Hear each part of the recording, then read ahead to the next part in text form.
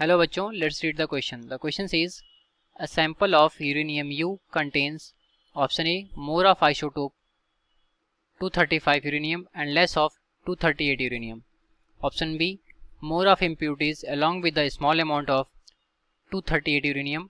Option C equal amounts of isotopes 235 uranium and 238 uranium. Option D more of isotope 238 uranium and less of 235 uranium.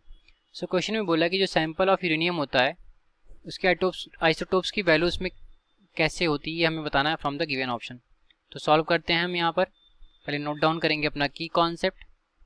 तो लिखते हैं की concept. तो जो हमारा की कॉन्सेप्ट होगा वो होगा यहाँ पर कि जो नेचुरल हमारा यूरेनियम होता है उसमें केवल 0.7% जो होता है हमारा 235 यूरेनियम होता है. ठीक है, तो यहाँ लिखेंगे natural uranium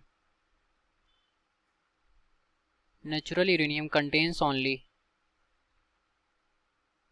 0.7% of 235 U92 and remaining part will be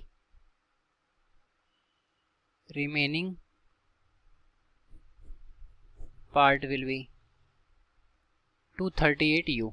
ठीक है, तो यहाँ पर क्या हो गया कि नेचुरल यूरेनियम जो होता है वो 0.7% जो होता है 235 U92 कंटेन करता है और जो रिमेनिंग पार्ट होता है वो होता है हमारा 238 U92. ठीक है, अब आते हैं प्रॉब्लम पर. तो प्रॉब्लम में हमें यूरेनियम सैंपल के बारे में बोल रहा था जिसके दो आइसोटोप यहाँ पर गिवन थे.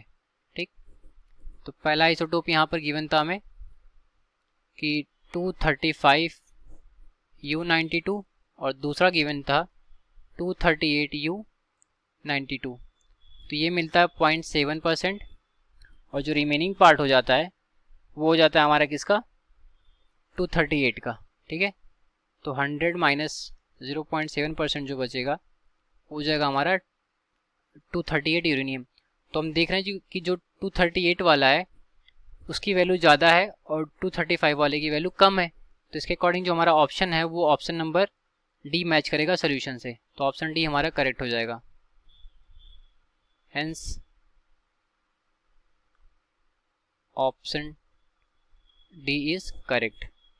तो ये रहा हमारे इस क्वेश्चन का correct solution. I hope you understood it well. Thank you.